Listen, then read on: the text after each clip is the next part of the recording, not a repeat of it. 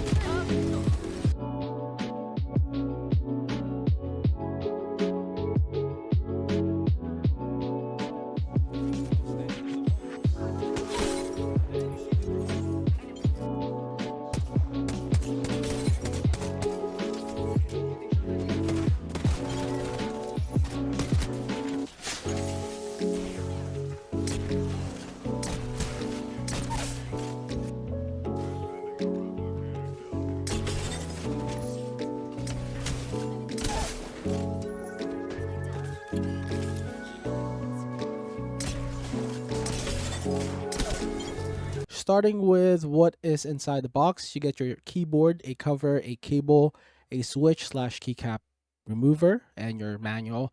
At this price point, it's pretty normal. Do not expect any premium cable and extra switches. It would be nice though if they can include a few extra switches, but I mean, this is a $60 keyboard, so you know they gotta make some money. I got the TAC75 HE in white colorway, as you guys can see. I like the aesthetics of this keyboard. It is pretty simple and it has a very minimalist look, you know, like all white. The legends are side printed, as you guys can see. I like the font choice as well. Like the previous Akko keyboards, they got some weird fonts, but this one is normal. So, you know, it's pretty easy to read and all that. I think I mentioned that already. But anyways, build quality of this keyboard is great, even though it has a plastic top and bottom piece. The keyboard feels pretty solid. It's got PBT chair keycaps, if you're wondering what profile this is. I don't know if you guys can see that, but yeah, it's PBT chair keycaps and they're a little bit textured. They feel very nice to type on. Oh, I hit my camera, my bad. Now, when my fingers get sweaty, they don't feel slippery, which is nice. Let's look at under the keyboard. So under the keyboard, you get 4 rubber feet to help the keyboard stay in place. You also get an adjustable type and angle. So no adjustment is 5-degree angle. With this small feet, it raises it to 7.5-degree angle, and then the highest is 11-degree type and angle. And you also have a 3-way adjustable cable routing option, so you can have it centered, you can have it going out to the left, or you can have it going out to the right, which is nice to see. And also some switch here for Mac, USB, and Windows. Now my unit comes with the Astro Aim switches, which is basically a recolored Jades. Now they sound good on this keyboard, however, I've tried plenty of HE switches already, and honestly, I've moved on from Jades. I mean, they have quite a bit of stem wobble, which is not a deal breaker by any means, but it is something that I'm personally not a big fan of. Now, if you're looking to purchase this keyboard, I personally would recommend going with the Astrolink switches, which is way better than the Astro Aim switches. The Astrolink sounds better, feels better, and has a very minimal stem wobble. Or you can also buy something like a Duhu Curve switches, your iSakura or OLAB TA-HE. Like in the software, it doesn't show up, but I tested my Duhu Curves and GM Ross in this keyboard without any calibration, and honestly, it works perfectly fine. So if you're not happy with them, you can replace these switches later on. When it comes to the stabilizers on the TAC75 HE, it's okay. A bit of rattle on the spacebar. Now, if you care about how this keyboard sound and feel, it's best to do some mods to it. I personally would replace the stabilizers that's in this keyboard. But if you don't care about sound, it's perfectly fine. I mean, the typing experience on this keyboard is pretty good out of the box. It's a tray mount keyboard with an aluminum plate, so it has a loud, crisp, and clacky sound profile. One thing I like about the plate of choice though is that it has a stiffer typing feel, and I like gaming on a keyboard like this because every keystroke is consistent compared to a keyboard that is using an FR4 or PC plate. Here's a sound test.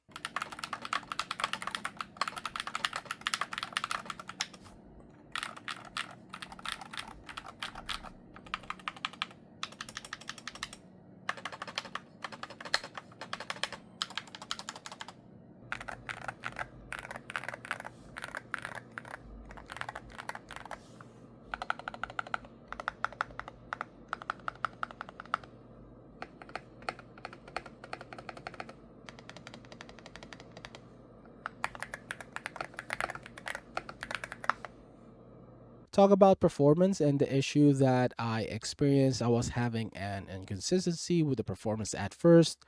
This is why I did not upload my review right away. I like to test things thoroughly, and this is extremely important to me so that my viewers won't have any buyer's remorse. Now, if you're wondering what was the issue, the keyboard basically is only running at 125 to 250 hertz polling rate. Now, I reached out to Akko and I was working with them to resolve this issue. You know, the keyboard basically wasn't running as advertised. This is supposed to be an 8K polling and 16K scan keyboard. Fortunately, they provided me a firmware update that actually works, and after the firmware update, the keyboard is now running as advertised and feels so much better. Obviously, I have to put some time in with the new firmware to make sure everything is good. I've been playing on the TAC75 HE with the new firmware for 2 weeks now, and I can say that the performance is excellent. They're shipping this keyboard with the new firmware, but just to be safe, I'll include the firmware version I'm on in the description down below. Now, if you already purchased this keyboard, you need to download Keyboard Inspector and test your keyboard performance, or just upgrade your keyboard to the latest firmware. Overall performance is very good. Rapid trigger implementation is great. I mean, I did test this a lot in Apex, and super gliding on this keyboard is very consistent. For Valorant and CS2, the keyboard felt great. Although I personally do not use snap key or SOCD, I didn't really put time testing this. I mean, it works as intended. To be honest, you only really need adjustable actuation and rapid trigger for esports anyway, so it's not a big deal. I like my movement to be as raw as possible, and I do not need any training wheels.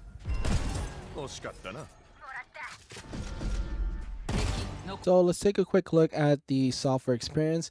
The software is okay. It's not the best software in the world. It's not on par with Wooting or like my Venom software, but everything is very easy to understand. Everything is very straightforward. So main page, so you guys can see, you got your remap, macro, media, and I don't know what disabled means.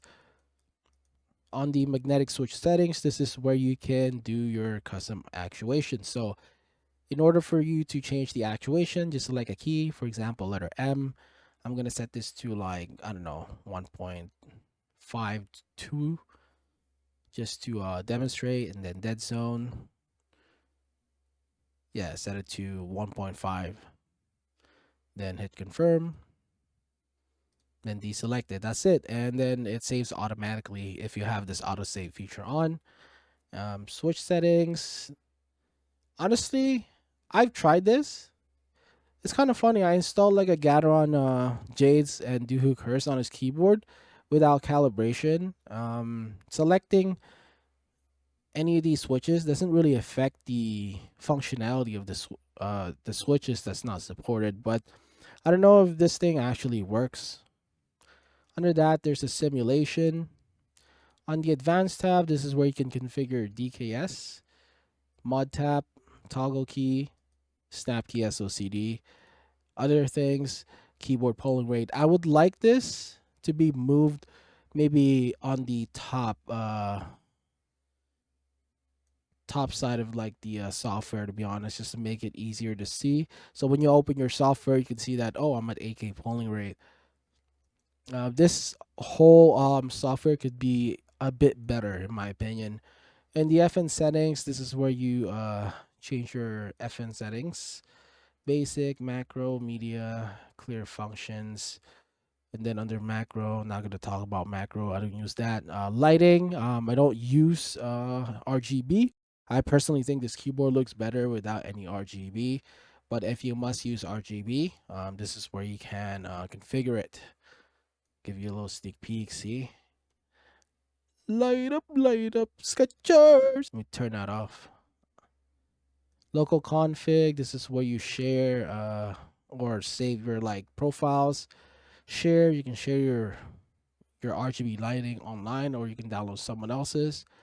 My account, about, in the about section, this is where you update your driver and firmware version, and that's about it. Also, English and Japanese language. So overall software experience, not too shabby, could be better. Better than typical Chinese OEM software. Overall, the TAC75 HE is a very good gaming keyboard on a budget. For as low as $60, you get a keyboard that has the top tier performance, great typing feel and sound out of the box. Honestly, I don't know where else you can find an 8K polling 16K scan keyboard for this price. Now, the 75% layout might be a pro to some people. Now, if you prefer 60%, I believe Akko will be releasing a 60% version of this in the near future. So just keep an eye on their website or Twitter page. Despite having some issues, it was resolved by a firmware update. I still would recommend this to people because now that it's working as intended, it performs really good and it's extremely affordable. The issue I've experienced is most likely a bug. What I would like to see is like a more premium version, maybe something that has an even better performance, better case, like an aluminum case, like a special edition. That would be really nice. Also, I would like to see a better stabilizer out of the box on their next keyboard. But yeah, I mean, this will be my new budget gaming keyboard, and it will be replacing the Halo 65 HE from my recommendation. That's it for this review. Thank you for watching.